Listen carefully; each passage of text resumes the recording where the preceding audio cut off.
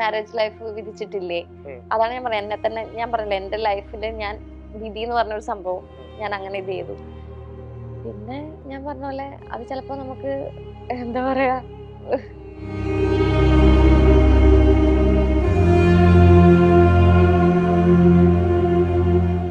ഞാൻ എന്നോട് എന്താ പറയാ, ഞാനിങ്ങനെ ആലോചിച്ചു അത്ര ഫ്ലോപ്പ് ആയി പോയി, അടുത്ത പ്രാവശ്യം നമുക്ക് പിടിക്കുക, അത് പറയുള്ളൂ.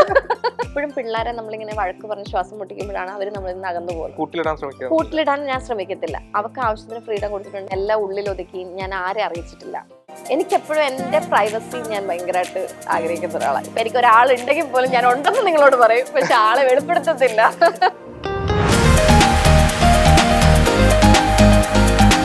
എന്തിനാ അവരുടെ അടുത്ത് മമ്മി കൂടുതൽ അങ്ങോട്ട് താഴാൻ നിൽക്കും? അവളാ എൻ്റെ അടുത്ത് പറയുന്നത്. മമ്മിക്ക് അറിയത്തില്ല അവരെന്താണ് എങ്ങനെയാണ്.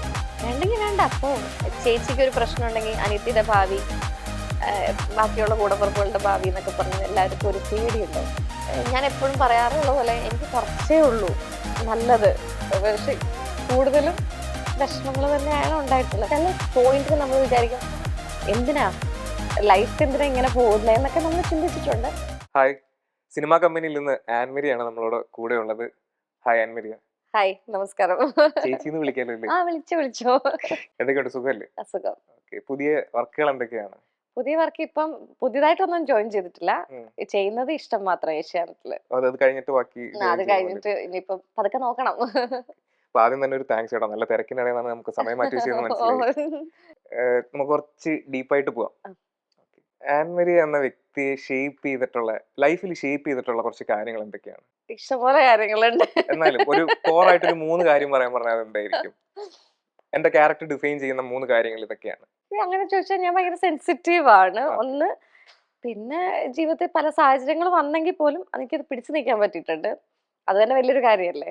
അല്ല, അത് എന്തൊക്കെയാണെന്നാണ് ചോദിച്ചത്. എന്തൊക്കെ കാര്യങ്ങൾ പിടിച്ചു നിൽക്കണം എന്നുണ്ടെങ്കിൽ അതിന് ഇത്തിരി പാടാണല്ലോ, അതാ ചോദിച്ചത്.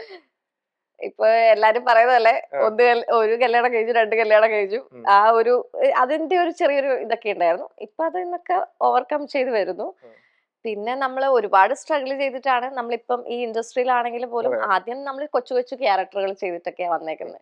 അപ്പൊ ഈ 10 വർഷത്തെ എന്റെ ഏറ്റവും വലിയ കാത്തിരിപ്പിന് ശേഷമാണ് ഏഷ്യാനെറ്റിൽ ഈ വലിയൊരു പ്രോജക്റ്റ് കിട്ടിയതും അതും നല്ലൊരു നെഗറ്റീവ് റോള് ചെയ്യാൻ പറ്റുന്നു. അങ്ങനെയൊക്കെയുള്ള കുറെ കാര്യങ്ങൾ നടക്കുന്നു.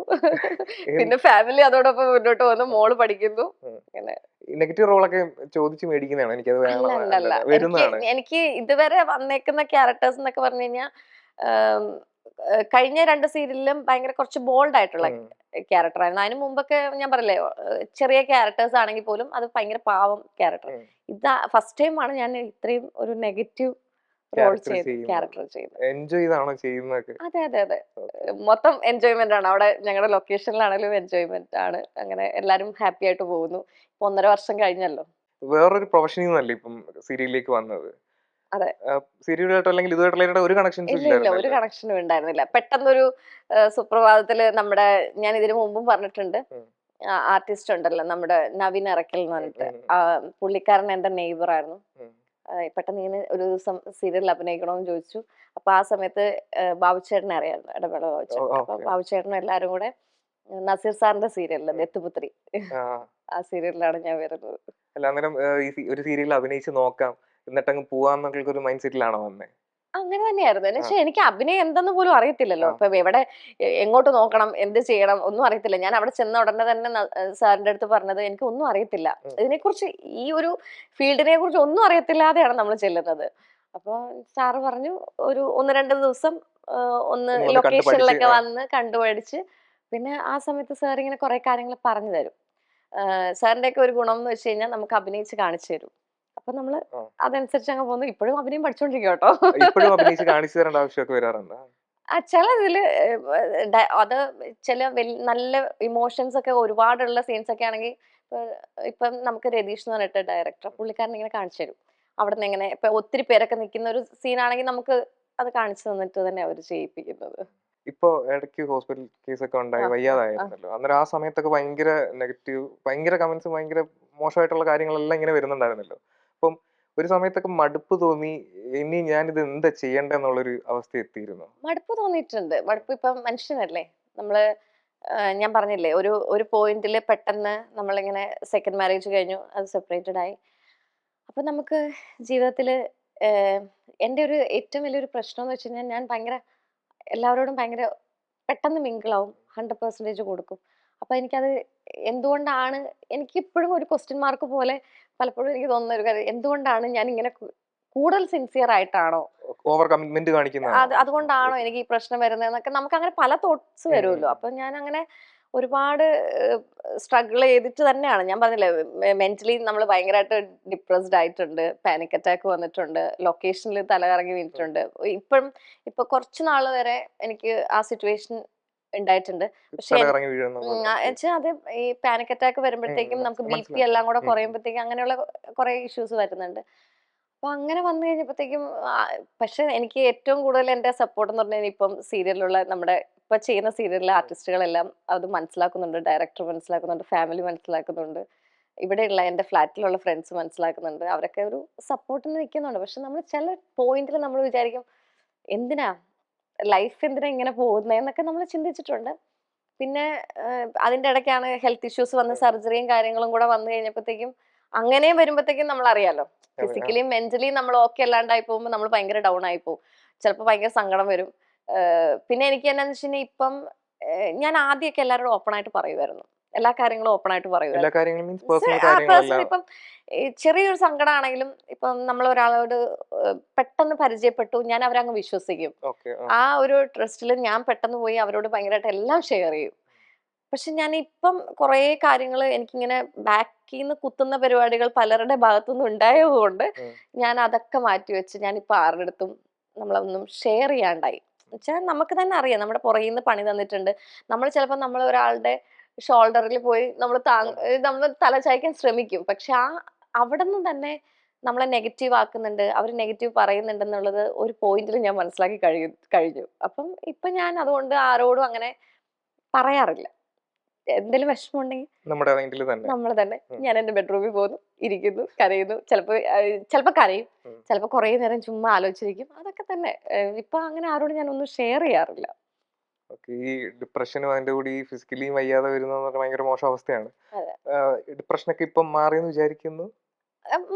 ഓൾമോസ്റ്റ് മാറിയിട്ടുണ്ട്. മാറിയിട്ടുണ്ട്. പക്ഷെ അതിനുവേണ്ടി ഞാൻ തെറാപ്പി എടുക്കുന്നുണ്ട്, മെഡിസിൻ എടുക്കുന്നുണ്ട്. ഞാനിപ്പോ കൂടുതൽ ഹോമിയോ മെഡിസിൻസ് ഒക്കെ എടുക്കുന്നുണ്ട്. അങ്ങനെ പോകുന്നു. ഈ ഡിപ്രഷനിൽ ഇരുന്ന ആളുകൾ അവർ പിന്നീട് ഡിപ്രഷൻ ഓവർകം ചെയ്തതിനു ശേഷം അവർ പറയുന്ന ഒരു സംഭവമുണ്ട്, ഡിപ്രഷന്റെ ആ ഒരു സ്റ്റേജ് കഴിഞ്ഞ് നമ്മളൊന്ന് ഫ്രീ ആയി കഴിഞ്ഞാൽ നമുക്ക് വലിയൊരു തിരിച്ചറിവ് ഉണ്ടാവും, നമുക്ക് വേറെ കുറെ ആംഗിളിൽ കുറെ കാര്യങ്ങൾ അറിയാൻ പറ്റും എന്നൊക്കെ പറയുന്നുണ്ട്. അത് അത് പറഞ്ഞത് കറക്റ്റ് ആണ്. എന്താന്ന് വെച്ച് കഴിഞ്ഞാൽ, നമുക്ക് നിത്യവും ഇങ്ങനെ, ഞാൻ പറഞ്ഞില്ലേ, പണി കിട്ടുന്നു, നമുക്ക് ഒരാളെ വിശ്വസിക്കുമ്പോൾ അവിടെ നിന്നും വിഷമങ്ങൾ വരുന്നു. എനിക്കൊരു പ്രശ്നമുണ്ട്, ഞാൻ 100% ഞാൻ കൊടുക്കുന്ന മാത്രമല്ല, ഞാൻ ഭയങ്കര ഡൗൺ ടു എർത്ത്. മീൻസ് ഒരു റിലേഷൻഷിപ്പ്, അത് ഫ്രണ്ട്ഷിപ്പ് ആണെങ്കിൽ പോലും, ഒരു റിലേഷൻഷിപ്പ് ആണെങ്കിലും ഫ്രണ്ട്ഷിപ്പ് ആണെങ്കിലും എന്താണെങ്കിലും പോവാതിരിക്കാൻ ഞാൻ മാക്സിമം ശ്രമിക്കും. അത് വിട്ടുകളയാതിരിക്കാൻ ശ്രമിക്കും. വിട്ടുകളയാതിരിക്കാൻ ഞാൻ ഒത്തിരി അങ്ങോട്ട് അതിനുവേണ്ടി ഞാൻ എഫേർട്ട് എടുക്കും.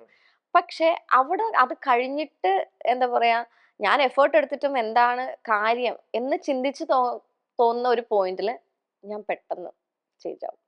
ബാക്ക് അടിക്കും മൊത്തത്തിൽ. പിന്നെ ഞാൻ അവരുമായിട്ട് ഒത്തുപോകാനോ അല്ലെങ്കിൽ അവരോട് എനിക്ക് അന്നും പറഞ്ഞോണ്ട് പിണക്കോ ദേഷ്യമോ ഒന്നും അല്ല. പിന്നെ ഞാൻ അവരുമായിട്ട് അങ്ങനെ ഒരു ഇതിന് പോകത്തില്ല. അങ്ങനെ ഒരു എനിക്ക് അങ്ങനെ ഒരു ക്യാരക്ടർ കൂടെ ഉണ്ട്. ഞാൻ അതാ പറഞ്ഞത്, ഞാൻ അങ്ങേയറ്റം ക്ഷമിക്കുകയും സഹിക്കുകയും സ്നേഹിക്കുകയും എല്ലാം ചെയ്യും. പക്ഷെ ആ വ്യക്തികളിൽ നിന്ന് എനിക്കൊരു പ്രശ്നം വന്നാൽ പിന്നെ ഭാഗത്തേക്ക് ഉണ്ടാവില്ല. ഇപ്പൊ 2 സെപ്പറേഷൻ കഴിഞ്ഞു. അത്ര നോർമലായിട്ട് നടക്കുന്ന ഒരു കാര്യമല്ല. അപ്പോൾ സ്വാഭാവികമായും നമ്മുടെ ഒരു നാട്ടിലെ ഒരു നടപ്പ് വെച്ചിട്ട് കുറ്റം വരുന്നത് ആൾക്ക് തന്നെയായിരിക്കും, പെണ്ണിന് തന്നെയായിരിക്കും. അപ്പോൾ ശരിയുണ്ടെങ്കിൽ പോലും ഇപ്പം ഒരുപാട് പേര് ഇങ്ങനെ കുറ്റം പറഞ്ഞുകൊണ്ടിരിക്കുകയാണ്. നമ്മുടെ ചുറ്റും നിന്ന് നമ്മളെ ഇഷ്ടപ്പെടുന്ന ആൾക്കാർ അല്ലെങ്കിൽ നമ്മളെ അറിയാത്തവരെല്ലാം ഇങ്ങനെ കുറ്റം പറഞ്ഞു വരുന്ന ഒരു പോയിന്റിൽ നമുക്ക് തോന്നത്തില്ലേ, ഞാൻ തന്നെയാണോ ശരിക്കും കുറ്റക്കാരി എന്ന്? നമ്മൾ പോലും ചിലപ്പോൾ നമുക്കൊരു കൺഫ്യൂസ്ഡ് സ്റ്റേജ് വരുമല്ലോ. എനിക്ക് ആദ്യമൊക്കെ എനിക്കൊരു കൺഫ്യൂഷൻ ഉണ്ടായിരുന്നു, എന്താണ് ഇത്, എന്തുകൊണ്ടാണ്, ഇനിയിപ്പോ എന്റെ ഭാഗത്ത് മിസ്റ്റേക്ക് ഉണ്ടോ എന്നൊക്കെ പറഞ്ഞു. അത് കഴിഞ്ഞപ്പോ പിന്നെ ഞാൻ അതുമായിട്ടൊന്ന് ആലോചിച്ച് പിടിച്ച് വന്നു കഴിഞ്ഞ സമയത്ത് എനിക്ക് അങ്ങനെ ശരിയാണ്, നമുക്ക് ഉണ്ടാവും നമ്മുടെ പോരായ്മകൾ, എന്താണെങ്കിലും ഉണ്ട്, നമുക്ക് പോരായ്മകളുണ്ട്. പക്ഷെ ഞാനത് പറഞ്ഞ എനിക്ക് അങ്ങനെ സോഷ്യൽ മീഡിയ എന്നാണെങ്കിലും എന്നോട് ചേർന്ന് നിൽക്കുന്ന ആൾക്കാരാണെങ്കിലും എന്നെ അങ്ങനെ കുറ്റപ്പെടുത്തിയിട്ടൊന്നുമില്ല. അവർക്കറിയാം ഞാൻ എത്രത്തോളം എങ്ങനെയൊക്കെ. ഇപ്പൊ ഇവിടെ തന്നെയാണെങ്കിലും ഫ്ലാറ്റിലാണെങ്കിലും എല്ലാരും ഭയങ്കര സപ്പോർട്ടാ. നമുക്കൊരു വിഷമം വന്നാൽ അവർ ഓടി വരും. അല്ലെങ്കിൽ നമുക്കൊരു നമ്മളെ താഴെ ഒരു 2 ദിവസം കണ്ടില്ലെങ്കിൽ 3 ദിവസം കണ്ടില്ലെങ്കിൽ ഓടി വന്നിട്ട് ചോദിക്കും എന്താ പറ്റിയെന്ന് ചോദിക്കും. അപ്പൊ അവർക്കത് അറിയാം. പക്ഷെ ഈ സോഷ്യൽ മീഡിയ എന്ന് വെച്ചിട്ടുണ്ടെങ്കിൽ ഇപ്പൊ ഞാൻ പലയിടത്തും പല ഇന്റർവ്യൂവിലും ഞാൻ പറഞ്ഞിട്ടുണ്ട്, പർപ്പസ്ഫുള്ളി കുറെ ഫേക്ക് ഐഡീസ് ഉണ്ടാക്കിയിട്ട് നമ്മളെ അങ്ങനെ അതിപ്പോ എനിക്ക് ആരെയും കുറ്റം പറയാൻ പറ്റില്ല. ഇപ്പം എന്റെ പാർട്ട്നേഴ്സ് ആയിട്ടിരിക്കുന്നവരെയും കുറ്റം പറയാൻ പറ്റില്ല. ഇനി ഇതിന്റെ ഇടയിൽ നമ്മുടെ പ്രശ്നങ്ങൾ അറിഞ്ഞിട്ട് നമ്മുടെ മുന്നോട്ട് പോകുന്ന സമയത്ത് നമ്മുടെ ഫ്രണ്ട്ഷിപ്പിന്റെ ഇടയിൽ കുറെ പേരുണ്ടായിരുന്നല്ലോ, അവരാണോ എന്താണ് എങ്ങനെയാണെന്നൊന്നും നമുക്ക് പറയാൻ പറ്റത്തില്ല. പിന്നെ ഞങ്ങള് ഇപ്പൊ എന്റെ സെക്കൻഡ് മാരേജ് കഴിഞ്ഞ സമയത്താണെങ്കിലും ഞങ്ങളുടെ ഇടയിൽ കുറച്ച് കോമൺ ഫ്രണ്ട്സ് ഉണ്ടായിരുന്നു. ഇനി അവർക്ക് ശരിക്കും ഞങ്ങൾ നല്ല രീതിയിൽ പോകുന്ന കണ്ടു കഴിഞ്ഞപ്പോഴത്തേക്കും കുറച്ച് ബുദ്ധിമുട്ട് വന്നിട്ടുണ്ട്. അപ്പൊ ഈ പ്രശ്നങ്ങൾ അറിഞ്ഞപ്പോ ഇനി അവരാണോ ഇതൊക്കെ കമന്റ് ഇടുന്നത്. പിന്നെ 1-2 എണ്ണം ആരാന്നുള്ളത് നമുക്ക് മനസ്സിലായിട്ടുണ്ട്, അത് പൊക്കിയിട്ടുണ്ട്. അതിപ്പോ ഞാനിപ്പോ പറയുന്നില്ല. എന്തിന് അവരങ്ങനെ പറഞ്ഞോണ്ടിരുന്നോട്ടെ, എനിക്കത് പ്രശ്നമില്ല. ഇപ്പൊ ഞാൻ പറഞ്ഞല്ലോ, ഞാൻ എല്ലാത്തിനും ഓവർകം. ആദ്യമൊക്കെ എനിക്കിങ്ങനെ പറയുമ്പോ വിഷമം ഉണ്ടായിരുന്നു, എന്തിനാണ് ഇവരിങ്ങനെ പർപ്പസ്ഫുള്ളി ഇടുന്ന പോലെ. നമുക്ക് തന്നെ ഓരോ കമന്റ്സ് വരുമ്പോ അറിയാലോ. എന്നെ മാത്രല്ല, എന്റെ വീട്ടിലിരിക്കുന്നവരൊക്കെ പറയുമ്പോൾ നമുക്കറിയാലോ, എന്റെ എന്താ പറയാ അമ്മനെ പിടിച്ചിടുന്നു, അപ്പനെ പിടിച്ചിടുന്നു, ആർക്കും ഒന്നും അറിയത്തില്ല. അപ്പം ഈ അറിയാവുന്ന ആൾക്കാരാണ് നമുക്ക് അങ്ങനെ ഇടുന്നെന്നുള്ളത് അറിയാം. അപ്പൊ അതുകൊണ്ട് തന്നെ ആദ്യമൊക്കെ എനിക്ക് ഭയങ്കര വിഷമമായിരുന്നു. പിന്നെ ഞാൻ വിചാരിച്ചു, പിന്നെ എന്റെ കൂടെയുള്ള എന്റെ ഫാമിലി ആണെങ്കിലും ഫ്രണ്ട്സ് ആണെങ്കിലും പറയുന്നത്, നിനക്കൊന്നും പറ്റുന്നില്ല, നിന്റെ ശരീരത്തെ ഏൽക്കുന്നുമില്ല, പിന്നെ നീ തളർന്നു പോയിട്ടില്ല എന്ന് ഓപ്പോസിറ്റ് സൈഡ് നിൽക്കുന്ന ആൾക്കാർക്ക് മനസ്സിലാവുന്നുണ്ട്, കയറി വരുന്നുണ്ടെന്നുള്ളത്. അപ്പൊ അതുകൊണ്ട് ചിലപ്പോൾ നിന്നെ തളർത്താനായിരിക്കും. ഇഷ്ടംപോലെ കാര്യങ്ങൾ ചെയ്തിട്ടുണ്ട്, ചെയ്യുന്നുമുണ്ട്. ഇതെല്ലാം അറിഞ്ഞിട്ടും ഞാൻ സൈലന്റ് ആയിട്ടിരിക്കും. സൈലൻസ് ആണല്ലോ എല്ലാത്തിനും. എല്ലാം അറിയുന്നുണ്ട്, പക്ഷെ എല്ലാം അറിയുന്നുണ്ട്, പക്ഷെ എന്നാലും ഞാൻ സൈലന്റ് ആയിട്ടിരിക്കും. അതാ നല്ലത്.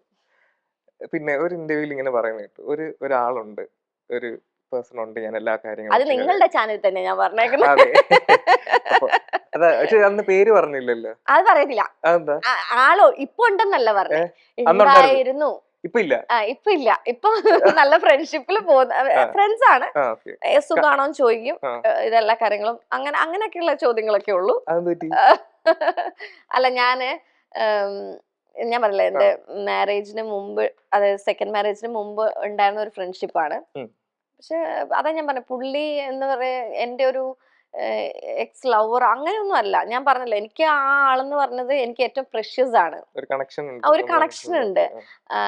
ആളെനിക്ക് ഞാൻ ഇന്നിപ്പോ ഈ ഫ്ലാറ്റിൽ പോലും, ഇപ്പൊ നമ്മള് ഫ്ലാറ്റിലാണല്ലോ, ഈ ഫ്ലാറ്റിൽ പോലും ഇരിക്കാൻ കാരണം പുള്ളിയാണ്. എനിക്ക് ദൈവത്തിന് തുല്യമായിട്ടുള്ള ഒരാളാണ്, ഒരു ഹെൽപ്പ് ചെയ്ത ഒരാളാണ്. അപ്പം എനിക്ക് ആ ആൾക്കും ഇതുണ്ടല്ലോ, അപ്പൊ നമുക്കത് റിവീൽ ചെയ്യേണ്ട ആവശ്യമില്ല.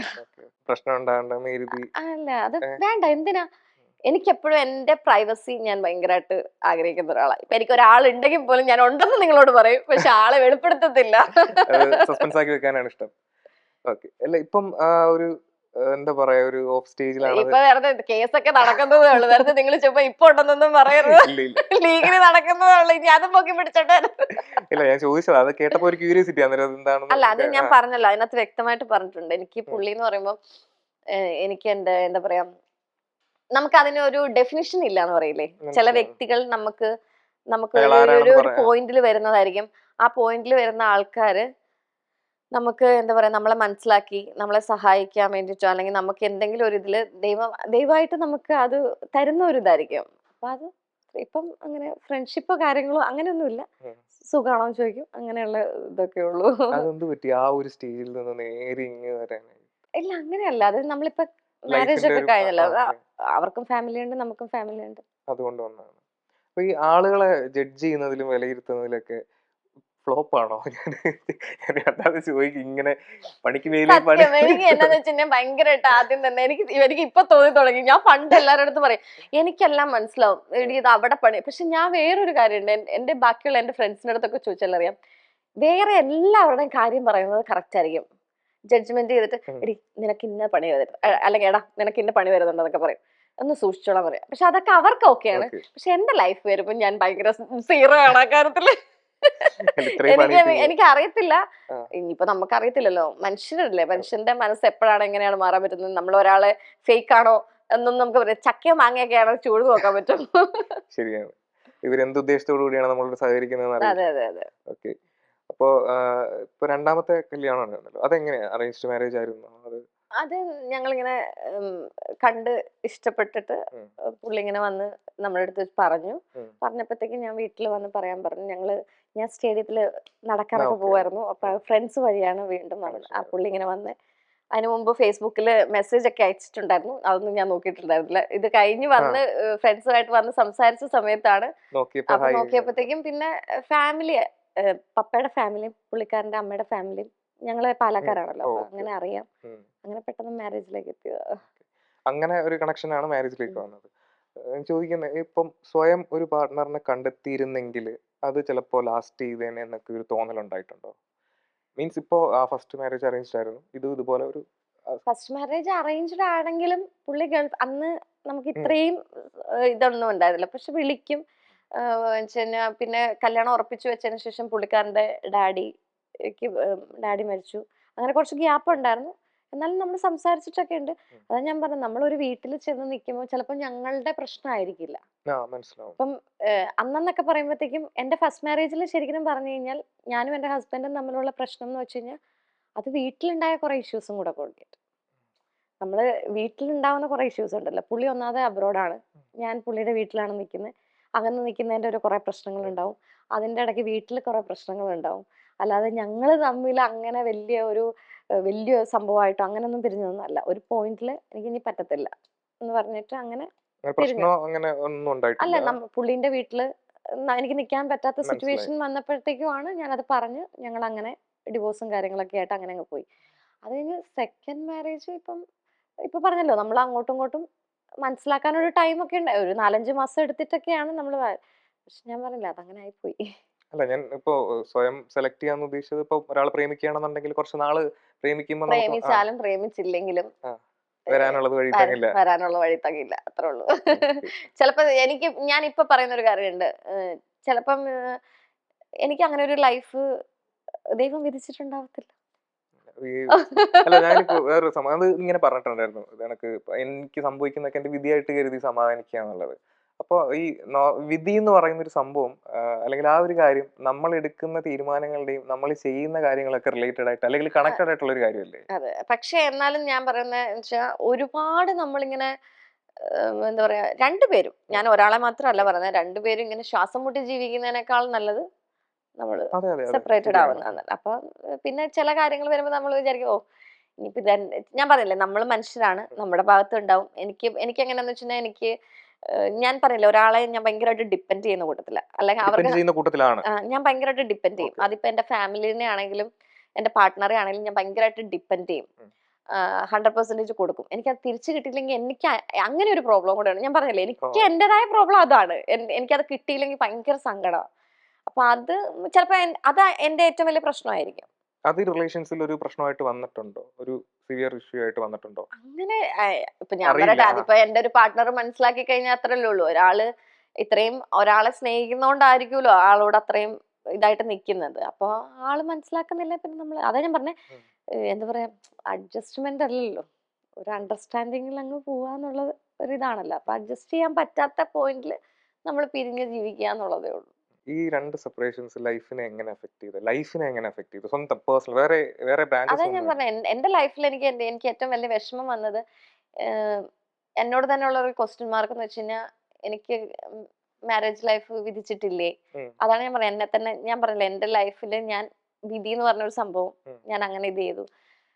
പിന്നെ ഞാൻ പറഞ്ഞ പോലെ അത് ചിലപ്പോ നമുക്ക് എന്താ പറയാ,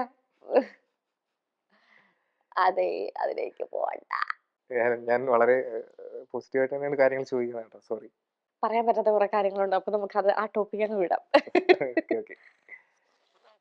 പക്ഷെ എനിക്ക് കോർട്ടിൽ ഇതുള്ളതുകൊണ്ട് എനിക്ക് റിവീൽ ചെയ്യാൻ പറ്റാത്ത കുറെ ഇല്ല, കാര്യങ്ങളുണ്ട്. കുഴപ്പമില്ല.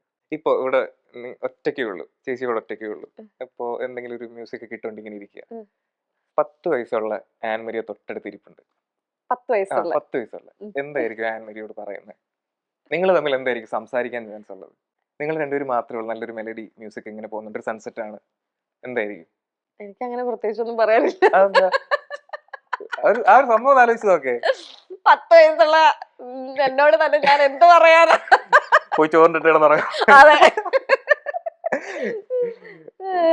അത് നമുക്ക് എന്താ പറയാ, നമ്മള് ഈ ഇമാജിനേഷൻ ഒക്കെ സീരിയലില് പറ്റുള്ളൂ. അല്ലാതെ നമ്മള് 10 വയസ്സുള്ള ആളിങ്ങനെ വന്നിരുന്നിട്ട് ഞാൻ എന്നോട് തന്നെ എന്താ പറയാനാ. ഞാൻ ഇങ്ങനെ ആലോചിച്ചു പറയാ അത്ര ഫ്ലോപ്പ് ആയി പോയി, അടുത്ത പ്രാവശ്യം നമുക്ക് പിടിക്കാം, അത് പറയുള്ളൂ. അങ്ങനെ പറയൂ. അടുത്ത ജന്മത്തിൽ നമുക്ക് നോക്കാം, ഇതിപ്പം ഇങ്ങനെ ആയിപ്പോയി. ഇല്ല ഞാനിപ്പം മാരേജ് സംഭവം ഒക്കെ അതങ്ങനെ പോയെങ്കിലും അത് ഒരു മോശം കാര്യമായിട്ടൊന്നും അല്ല, ഒരിക്കലും വേറൊരു കാര്യമുണ്ട്. ഇത് മാരേജ് എന്നുള്ളത് മാറ്റി വെച്ച് കഴിഞ്ഞാൽ എനിക്ക് എന്റെ ലൈഫില് ഞാൻ ആഗ്രഹിക്കാത്ത ഒരു ലെവലിലേക്ക് എത്തിയിട്ടുണ്ട്. അത് ഞാൻ ഒട്ടും പ്രതീക്ഷിക്കാത്ത ഒരു ഇതാ. ഞാൻ ഡിഫാം കഴിഞ്ഞ ഒരാളാണ്. അപ്പോ ആ രീതിയിൽ അങ്ങോട്ട് പോകേണ്ട വേറെ വല്ല ജോലിയൊക്കെ എടുത്ത് പോകേണ്ട ആളായിരുന്നു. പക്ഷെ കരിയർ കംപ്ലീറ്റ് മാറി ഇങ്ങനെ ഒരു ഇത് വന്നു.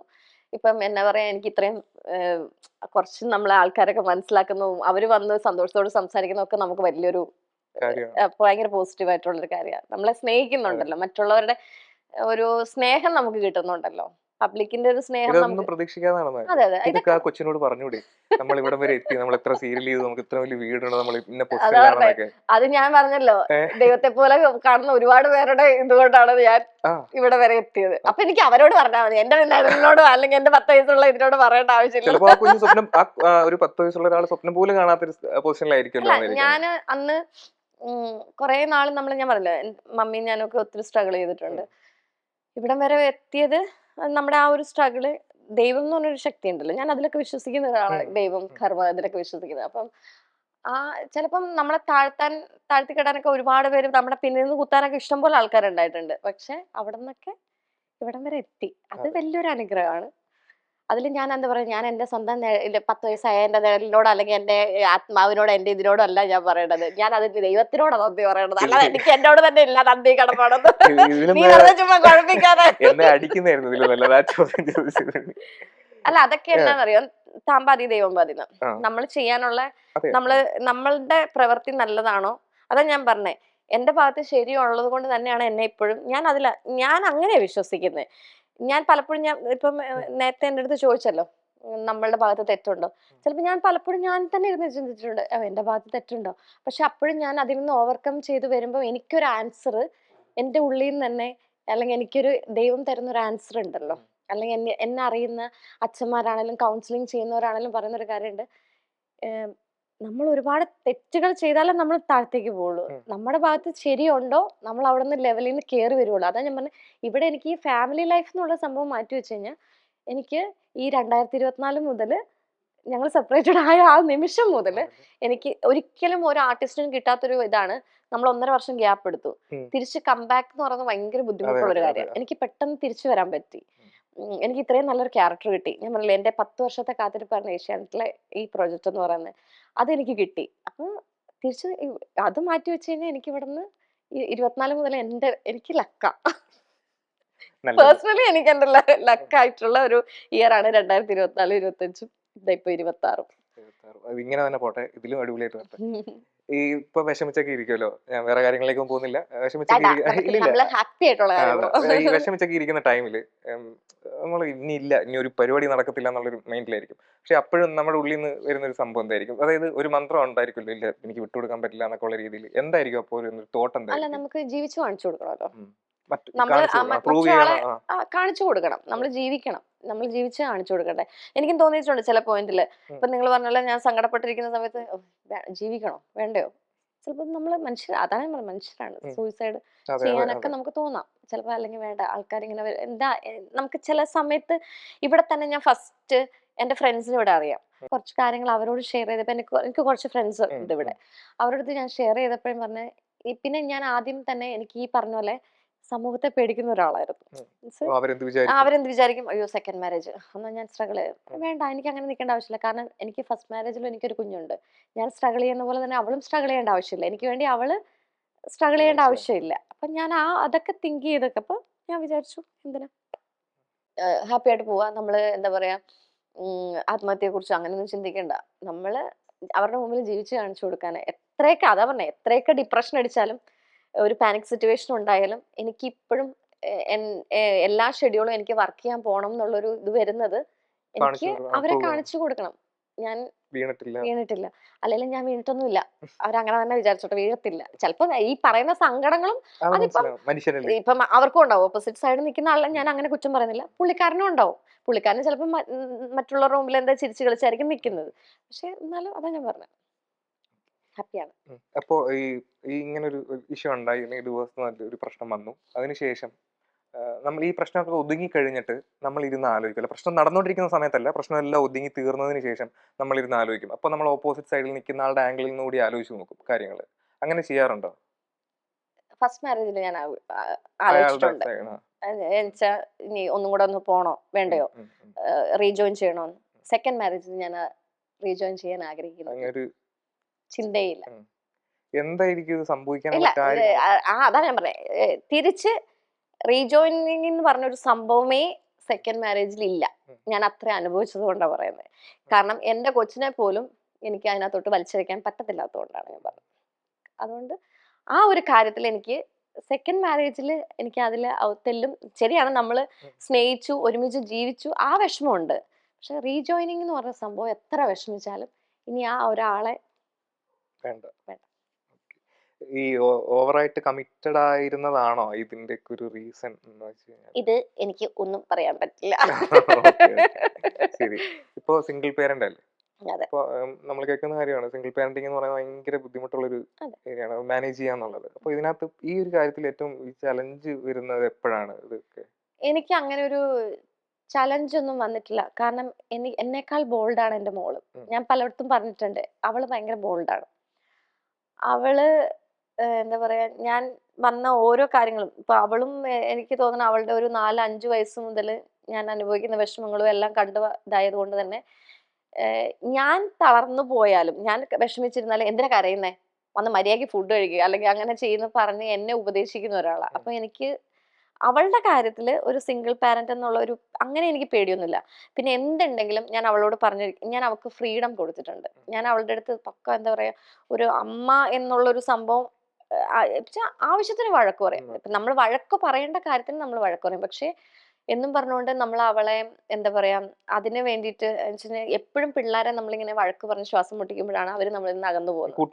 കൂട്ടിലിടാൻ ഞാൻ ശ്രമിക്കത്തില്ല. അവൾക്ക് ആവശ്യത്തിന് ഫ്രീഡം കൊടുത്തിട്ടുണ്ട്. ഏത് ഫ്രണ്ട്സ് ആണെങ്കിലും ഞാൻ അവളോട് പറയും, മോനെ ഇതാണ് നല്ല സുഹൃത്തുക്കള്, അപ്പൊ ആ രീതിയിൽ മോൻ ഇത് ചെയ്തോ എന്ന് പറഞ്ഞിട്ട് ആ രീതിയിൽ നിൽക്കുന്നത് കൊണ്ട് തന്നെ അവളെല്ലാം, ഇപ്പൊ ഒരാൾ ഇഷ്ടം പറഞ്ഞാൽ പോലും അവൾ എന്നോട് വന്ന് പറയാറുണ്ട്, മമ്മി ഇന്ന ആളെ ഇന്ന ദിവസം അങ്ങനെ വന്ന് പറഞ്ഞു കേട്ടോ. അങ്ങനെ അവൾക്ക് എത്രത്തോളം അവളോട് ഒരു ഇഷ്ടം വന്നു. ഇപ്പൊ പിള്ളേരുടെ ഭാഷ പറഞ്ഞു കഴിഞ്ഞാൽ ഞാൻ തേച്ചു അവൻ തേച്ചു, ഈ കഥകളെല്ലാം എന്നോട് വന്ന് പറയാറുണ്ട്. അതുകൊണ്ട് എനിക്ക് ആ ഒരു കാര്യത്തിൽ ഇതുവരെ ദൈവം സഹായിച്ച് ഞാൻ അത് പറയുന്നത്, ഈ നിമിഷം വരെ ഒരു പാരന്റ് എന്നുള്ള സിംഗിൾ പാരന്റ് ആണെങ്കിൽ പോലും ഒരു പാരന്റ് എന്നുള്ള രീതിയിൽ എനിക്ക് എന്റെ മോള് എന്താ പറയാ, എന്നെ അറിഞ്ഞ് വളർന്നത് കൊണ്ടായിരിക്കാം ഞങ്ങൾക്ക് ആർക്കും, എനിക്കോ മമ്മിക്കോ ഒന്നും ഒരു ബുദ്ധിമുട്ട് വരുത്തിയിട്ടില്ല. ഈ ഇഷ്യൂസ് ഒക്കെ തുടങ്ങി ഇങ്ങനെ നിൽക്കുകയാണല്ലോ, അപ്പൊ മോൾ ഇതൊക്കെ ആദ്യമായിട്ട് കാണാണല്ലോ, ആ സമയത്തൊക്കെ ഇത് എങ്ങനെയായിരുന്നു പുള്ളിക്കാരത്തി അഫക്ട് ചെയ്തിരുന്നത്? ഇപ്പൊ അതൊക്കെ യൂസ്ഡ് ആയി പക്ഷെ അവൾക്കും വിഷമങ്ങളൊക്കെ ഉണ്ടായിട്ടുണ്ട്. അവൾക്കും ഡിപ്രഷൻ പോലെയൊക്കെ ആയിട്ടുണ്ട്. പക്ഷെ എന്നാലും ഞാൻ പറഞ്ഞില്ലേ, എന്നേക്കാൾ കുറച്ചും കൂടെ ബോൾഡ് ആയതുകൊണ്ട് എന്റെ കൂട്ടത്തിൽ ഇങ്ങനെ ഭയങ്കര ഇതായിട്ട് നിന്നിട്ടുണ്ട്. ഇപ്പം ഞാൻ പല സാഹചര്യത്തിലും നേരത്തെ പറഞ്ഞിട്ടുണ്ട്, ഇങ്ങനെ ഡിപ്രഷനൊക്കെ വന്ന സമയത്ത് ഞാൻ ആദ്യം പറഞ്ഞിട്ടുണ്ട്, ഞാൻ ചാനലിൽ വരെ പറഞ്ഞിട്ടുണ്ട്, ഞാൻ മാറുക, എനിക്ക് അഭിനയിക്കാൻ പറ്റുന്നില്ല. എനിക്ക് സത്യം പറഞ്ഞാൽ ചില സമയത്ത് നമുക്ക് നമ്മുടെ മൂഡ് സ്വിങ്സ് അനുസരിച്ച് അഭിനയിക്കാനൊന്നും പറ്റത്തില്ല. ചിലപ്പോൾ അഭിനയം വരാറ് പോലും ഉണ്ടാവില്ല. അപ്പോൾ അങ്ങനെയൊക്കെ ഇരിക്കുമ്പോൾ ഞാൻ പറയില്ലേ, ചാനല്, ഡയറക്ടർ, കോ ആർട്ടിസ്റ്റുകളെല്ലാം അതുപോലെ തന്നെ ഇവളും, ഇവിടെ ഞാൻ അടുത്ത ഷെഡ്യൂള് ഞാൻ പോകുന്നില്ലെന്നെങ്ങാനും പറഞ്ഞു കഴിഞ്ഞു, അപ്പം അവള് പോണം, ഇറങ്ങിയേ പറ്റുള്ളൂ, പോണം, ഇവിടെ വീട്ടിലിരിക്കേണ്ട, പൊക്കോളാം. അപ്പൊ അവള് പറഞ്ഞൊരു ഡയലോഗ് ഉണ്ട്, അമ്മ ഇവിടെ ഇരിക്കുമ്പോഴാണ് എനിക്ക് എന്താ പറയാ, അമ്മ പോയി കഴിയുമ്പോ കുറച്ച് ഫ്രീഡം കിട്ടുമല്ലോ, പൊക്കോ. അമ്മ ഇവിടെ ഇരിക്കുന്നതാണ് പ്രശ്നം. നമ്മുടെയൊക്കെ ഒരു ക്യാരക്ടർ രൂപപ്പെടുന്നത് നമ്മുടെ ചൈൽഡ്ഹുഡില് ഉണ്ടാവുന്ന കാര്യങ്ങൾ വെച്ചിട്ടാണ്. ചൈൽഡ്ഹുഡ് എങ്ങനെയാണോ അത് വെച്ചിട്ടാണ് നമ്മുടെ ക്യാരക്ടർ ഉണ്ടാവുന്നത്. അപ്പോ ചൈൽഡ്ഹുഡ് എങ്ങനെയായിരുന്നു, അത് എത്രത്തോളം സ്വാധീനിച്ചിട്ടുണ്ട് ക്യാരക്ടറിനെ? എനിക്ക് ഒരു 6-7 വയസ്സ് വരെയൊക്കെ എനിക്ക് നല്ല ഓർമ്മകൾ തന്നെ. 6 വയസ്സ് 7 വയസ്സ് വരെ നല്ല ഓർമ്മകൾ, പപ്പ മമ്മി എല്ലാം. അത് കഴിഞ്ഞിട്ട് എനിക്ക് അവിടെയും പ്രശ്നങ്ങൾ വന്നിട്ടുണ്ട്. ഫാദറിന്റെ സൈഡിൽ നിന്നാണെങ്കിലും അങ്ങനെ ഒരു പ്രശ്നം വന്നിട്ടുണ്ട്. ഇതിന്റെയൊക്കെ ഒരു എഫക്റ്റ് ആണോ ഇപ്പൊ ഒരു ചിലപ്പോ കമ്പാനിയൻഷിപ്പ്? എനിക്ക് തോന്നുന്നു ഞാൻ ഒരുപാട് വർഷമായില്ല ഇതെല്ലാം ഈ അനുഭവിക്കുന്നത്. അപ്പൊ അതുകൊണ്ടായിരിക്കാം എനിക്കിപ്പം ചില ടൈമില് എനിക്ക് താങ്ങാൻ പറ്റുന്നില്ല എന്ന് എനിക്ക് തന്നെ തോന്നുന്ന ഒരു സമയമായിരുന്നു ഇത്. അതിൽ നിന്നും അതാ ഞാൻ പറഞ്ഞത്, അതിൽ നിന്നും ഓവർകം ചെയ്ത് വരാനാണ് ഞാൻ ശ്രമിക്കുന്നത്. എനിക്കങ്ങനെ ഞാൻ എപ്പോഴും പറയാറുള്ള പോലെ എനിക്ക് കുറച്ചേ ഉള്ളൂ നല്ലത്.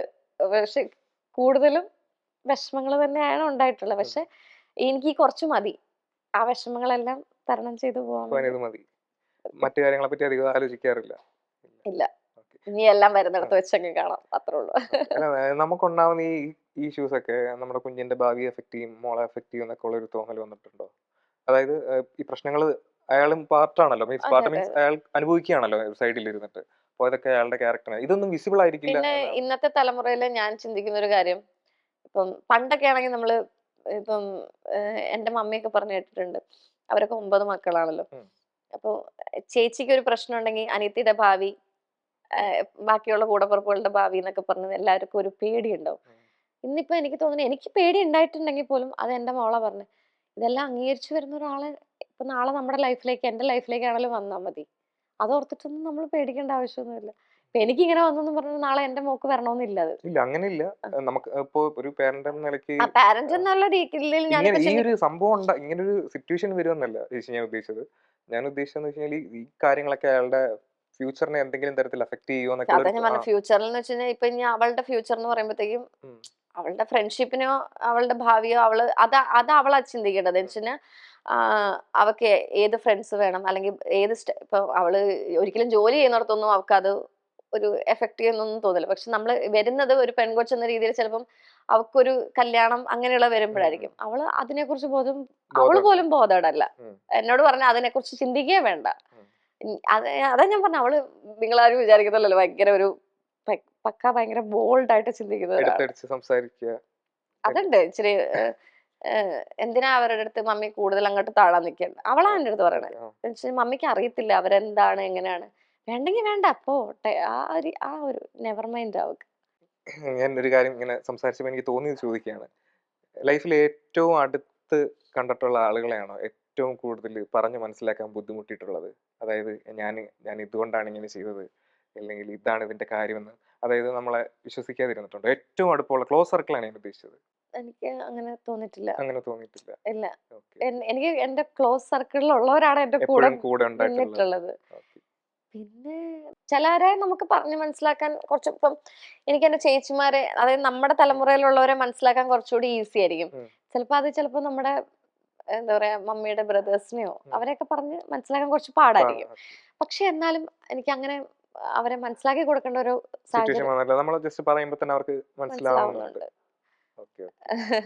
അതാ പറഞ്ഞ, ആദ്യത്തെ ലൈഫില് മാത്രമേ ഉള്ളൂ എല്ലാരും ഒന്ന് അഡ്ജസ്റ്റ് ചെയ്യുമെന്ന് ചോദിച്ചിട്ടുള്ളൂ, ഒന്നും കൂടെ റീജോയിനിങ്ങിനെ കുറിച്ചൊക്കെ ചിന്തിച്ചിട്ടുള്ളൂ. രണ്ടാമത്തേൽ ഒരിക്കലും ആരും എന്റെ അടുത്ത് പറഞ്ഞില്ല വേണ്ട എന്ന് തന്നെ പറഞ്ഞേക്കാം. കാരണം ഞാൻ ആദ്യത്തേതെന്ന് വെച്ച് കഴിഞ്ഞാൽ അതും എനിക്കൊരു പ്രശ്നം ഉണ്ടായിരുന്നു. എല്ലാം ഉള്ളിൽ ഒതുക്കി ഞാൻ ആരെ അറിയിച്ചിട്ടില്ല. എൻ്റർലി എന്റെ ഫാമിലിക്ക് ആർക്കും ഒന്നും അറിയില്ല. പക്ഷെ ഞാൻ സെക്കൻഡ് ഇതിലേക്ക് വന്ന സമയത്ത് ഞാൻ കുറച്ച് കുഞ്ഞു കുഞ്ഞു ഇഷ്യൂസ് ആണെങ്കിലും എനിക്ക് പറയാൻ എന്റെ ചേച്ചിമാരോ എന്റെ കസിൻസോ ഉള്ളൂ. ഞാൻ അവരുടെ അടുത്ത് ഷെയർ ചെയ്യും. അതുകൊണ്ട് തന്നെ അവര് ഒന്നും പറഞ്ഞില്ല, നിന്റെ ഇഷ്ടം. ഏതൊരു പോയിന്റിലാണ് ഇത് നമുക്ക് ശരിയാവില്ല എന്ന് തോന്നിയത്? ഇപ്പോഴത്തെ ഈ ഒരു റിലേഷൻ, ഉണ്ടായിരുന്ന റിലേഷൻ, അത് ഞാൻ പറയില്ലേ, പല പല കുഞ്ഞു കുഞ്ഞു ഇഷ്യൂസിലൂടെ തുടങ്ങി അത് വലുതായി കഴിഞ്ഞപ്പോഴത്തേക്കും നമുക്ക് വേണ്ട, എന്തിനാ വെറുതെ എങ്ങനെ ഒരു അതിനകത്ത് കൊച്ചും കൂടെ വിഷമിക്കുന്നു എന്ന് കണ്ടപ്പോ നമ്മള്. അപ്പോ thank you so much for your time. ഇത്രയൊക്കെയാണ് ചോദിക്കാനുള്ളത്. Okay, thank you so much. Sorry കേട്ടോ. ഇല്ല അങ്ങനെയില്ല, കുഴപ്പമില്ല. ഓക്കെ.